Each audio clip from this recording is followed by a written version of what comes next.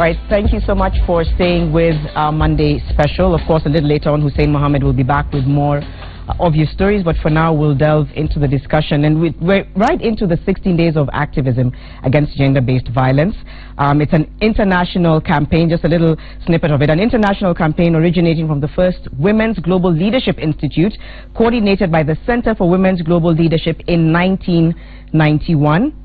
Some of the issues or some of the reasons why these 16 days are marked is to raise awareness about gender-based violence, strengthen the local work around gender-based violence, providing a forum in which organizers can develop and share new effective strategies, creating tools to help governments and to help implement promises made to eliminate violence against women. So in studio tonight, I'm going to start by introducing all our panelists. I'm going to start with the panelists. On my right, we have Cicely Kariuki, of course, the Cabinet Secretary, Ministry for Public Service, Youth and Gender Affairs. Thank you so much for being here. Thank you. Yes.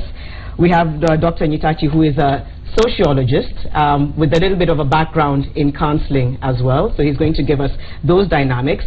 And then we have Kellen Wanja, who is a survivor of gender-based violence. Who'll be telling us her story and from her perspective, what more needs to be done in Kenya to help women across the country. So let me start by asking you, CS, is that research shows that 1 in 3 Kenyan females have experienced an episode of sexual violence before attaining the age of 18. This is the research that we have. These statistics are troubling. What would you like to see change, and how do you think we can get there? Thank you very much for having me in studio, and it is true. I mean, the statistics you quote are accurate. I want to share statistics which are even more disturbing, that 47% of women between the ages of 15 and 49 years have experienced either sexual or physical violence in their life. And that is like before they are 50. That is almost 1 for 2. And it is disturbing. And you know, the kind of violence we are looking at in the country is between physical, it is verbal, it is sexual, it is domestic, it is all manner of violence being meted at particularly women. But it's also disturbing to see, out of the 47% statistic in respect of women, there is 40% of the same exposure to men. So it ceases to be a women-only kind of violence. Yeah. And you know, we come to a point where we say gender-based violence is a violation of human rights. But it is also that which takes dignity from you, that which denies you an opportunity to go to your full potential as a human being. And therefore, looking at the legal framework, and particularly the Constitution of Kenya, we've come to a space where we are saying we must deal with gender-based violence. Because it denies anyone economy the potential to put all of us to our optimal best to be able to contribute as we would on a normal situation. What are some of the challenges regarding, especially if it comes to policy implementation? What would you say are some of the challenges that continue to hold us back? And I'm just using Kenya as an example. Of course, it's around the world, this is a huge issue. But what is it that you think continues to hold us back from achieving these goals that allow us to address these issues and take them as seriously as they ought to be? What do you think is holding us back from implementing some of these policies? It's a combination of factors. Just to highlight but a few, is that issues of gender-based violence are in and of themselves grounded in cultural and traditional beliefs, where we have no problem fighting to settle scores, beating women so that they can listen to us. In the past, beating them because it's an expression of love. So there is an issue of the cultural and traditional beliefs. I mean, it's shameful in the 21st century that we still have to take our girls through female genital mutilation, so that we marry them off when they are very young, because it is okay. That's how it was done. And you see sometimes marrying off girls who are even 12 years, 14 years. I mean, it's embarrassing. The girl is not even properly formed to perform the work of a wife. So that is one factor. It's fundamental, and we have to handle it from dealing with the belief system. But there is also the issue of prosecution and bringing the culprits to book. And we have weaknesses which have been detected and is documented in the whole prosecutorial system, but the judiciary system. That again must be dealt with. Then there is the issue of us, because of the stigma that comes with it, we choose to be quiet. Domestic violence is hardly reported. It's happening so frequently. Okay, let me now bring in you know, our sociologist on set tonight, and she raised a point that I think everyone is very aware of, and that's cultural issues that continue to hinder progress or continue to hinder us being able to address these issues effectively. Give us a little bit of a synopsis of where we were then to where we are now regarding the culture related to gender-based violence. Has anything really changed in Kenya then and now? Okay, let me say that sincerely in society we have come a long way. Previously, nobody will, like, if you go and report me that I have beaten you and you're my wife, you come, where are you going back to? Like the marriage has ended. But now we have reached a point that you can go to court and even have me compelled to serve maybe some kind of sentence because I have injured you in what I'm calling expression of love, which was some kind of a primitive method of showing love. But we still see it exist. How do you even begin to reverse something like that? That's so deeply rooted in history, again, not necessarily just in Kenya, but in order to see us change with how we address issues of gender-based violence, it also has to stem from changing our cultural beliefs. How do you even begin to do that? Society has to accept that change must come, whichever way we have to accept. You know, what draws us back is that we don't like what we call drastic changes. And we want to take things in the conservative way, which may not work, because this is somebody's life, and also the one who is endangering the other one also has a life to live. So why would you want to injure another person and not yours? But when you are told that now you have to face the law, you say the law is unfair. No, we have to accept that gender-based violence has to end. And I believe that if the laws are made more stringent and they are more prompt, that is the way we'll go. And you know, if we get out this culture, like we have had cases where somebody beats the wife or injures a female, maybe even in a social place, and because he has money, when he is taken to court, is like you know, previously in Kenya, justice was for sale. So the highest bidder wins, and definitely if I have money and you have taken to court, then again I'm going to win and sue you to pay me for having defamed me. So those are the things that have to obviously change. Let me bring in Kellen at this point. Kellen, maybe I can just begin by asking you a little bit about your own story, your own history with gender-based violence. For me, I was in a marriage that I went through emotional abuse. It was not physical like everyone else would imagine that, you know, abuse is physical. For me, it was emotional, and it's unfortunate that it took me a very long time to know what it was, because really, like every other African woman, you're married and you're supposed to remain faithful, you're supposed to remain a good wife. And so for me, it took a very long while even to know what it was, until when it got into me and it started affecting me in so many ways, like getting depressed, in and out of depression, and just not being me, because I kept feeling I'm not me, because I really knew that's not what I was when I was a small girl. And I reached a point I couldn't cope anymore, and I knew I needed help. And when I went to look for help, that's when I was taken to this organization that took me through counseling, and then I was able to actually learn what it is that I was going through, and to understand that it has a name called emotional abuse. Because from what we know traditionally, and everyone else believes that, many people actually do believe that domestic abuse is about physical, you know. And so every time I would share with my friends or even family, they just used to encourage me to keep holding on, because after all, I don't have any physical any scars or physical manifestations of it.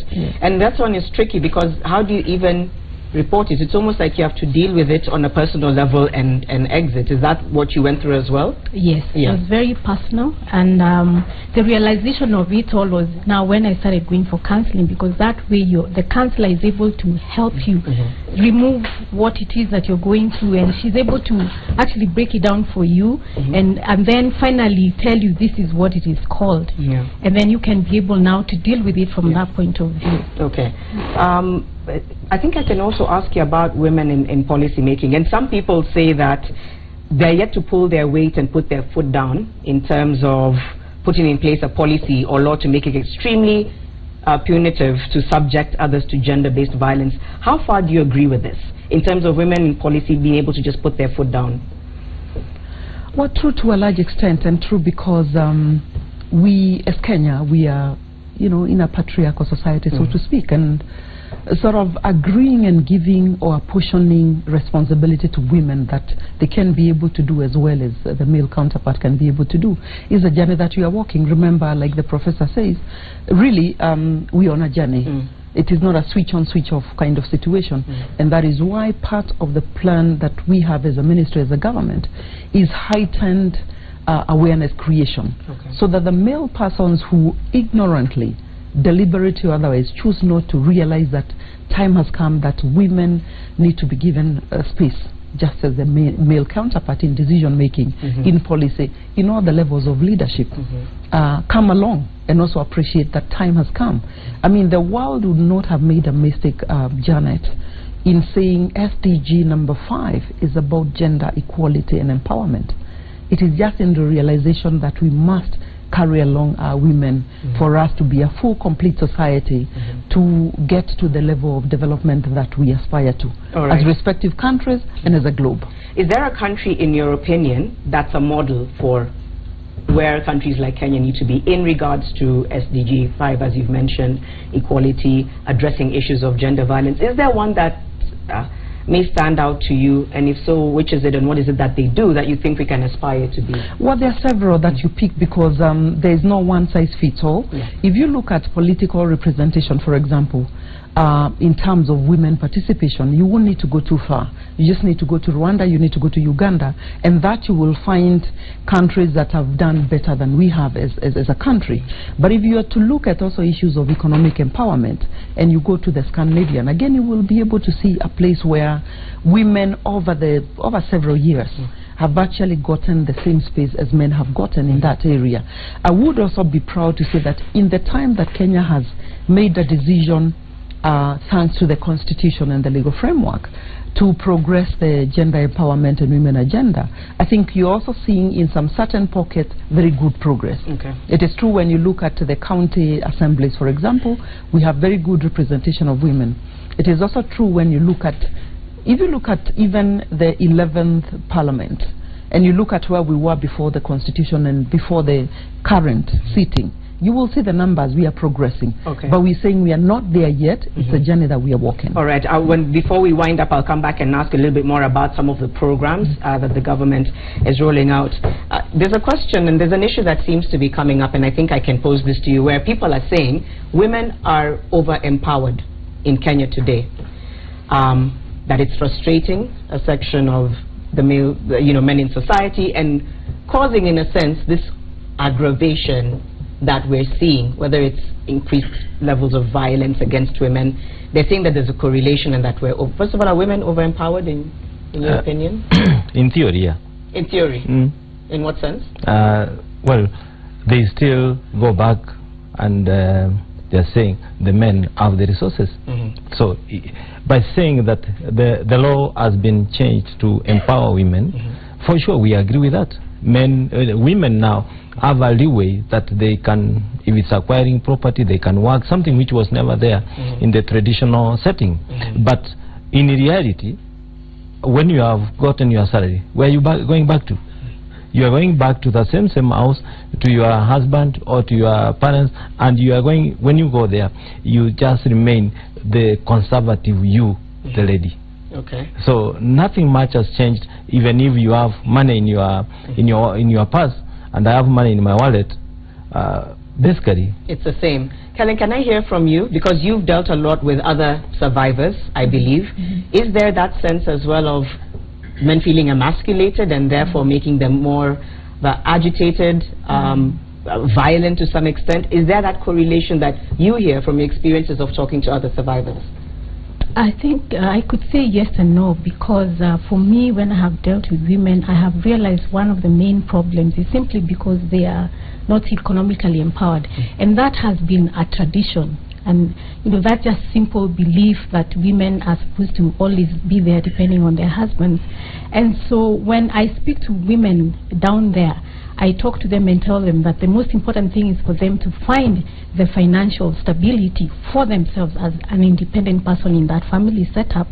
And in as far as the men are concerned, yes, they do have that feeling like, in a sense, that the women have been very well educated. But then again, it's not even about the men, or the women being empowered, but it's about the men and the character. Some of these issues actually crop up from backgrounds. So it's really neither here or there about the men being less empowered than the women. It's something to do with backgrounds. Okay, and as you wind up from your end, where do you think we need to be and how can we get there? Speaking as a survivor, your own experience, that of other people that you've spoken to, as a country, where do you think we need to be at this point and how do you think we can get there? I think we should do much better than we have done as a nation. I do appreciate much has been done, but there's still so much more to be done, and especially when it comes to advocacy and just basically teaching us human rights. And you'd be surprised, Janet, this form of domestic violence or emotional abuse, I'll talk about it because that was my experience, is even there amongst men. You find women also emotionally abusing the men. And so we need to really do a lot of education because everybody needs to understand their rights. For me, that was the eye-opening issue. Learning that I have a right to be happy. I have a right to have a roof over my head. I have a right for my children to be taken to school. And so many women don't know that. And the few men that find themselves in that situation also don't know their rights. So we need to do lots and lots of education, civil education. Okay, and get people to know. Thank you for that. And finally, if you can tell us a little bit, even based on what she said, programs to educate, empower, is there anything that the government is currently doing and how can Kenyans get involved? Jana, let me take it back a little bit and say that the issues of gender equality and gender empowerment really are not about women against men.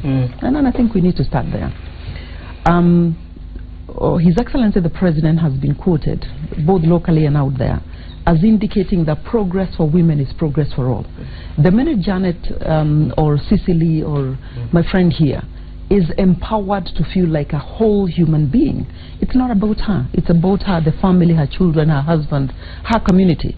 So I think we must not reduce this conversation we are having and reduce it to being a women's fight alone.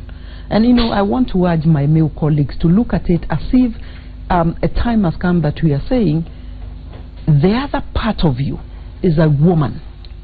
And God desired that two of you, if you choose, are in a union that complement each other in your whole. So it's really not about women, because then we lose the conversation. But given that we've been in a patriarchal society, I do not expect a professor here will see it that way just because you're telling. That is why we have to sustain awareness raising. That's why she comes in and talks about sensitization, even from the civil society position, and so with government. So what we have done as my ministry is to come up with, for the first time, an absolutely comprehensive program that is going to be running for the next 4 years. It is called the 5P plan. The 5P plan is about prevention. To the extent that it's possible, we must work on the traditions, the culture, the beliefs, so that we can then prevent or minimize the cases of exposure. We must work on issues protection. She's been exposed, perhaps I've been exposed, perhaps you've been exposed.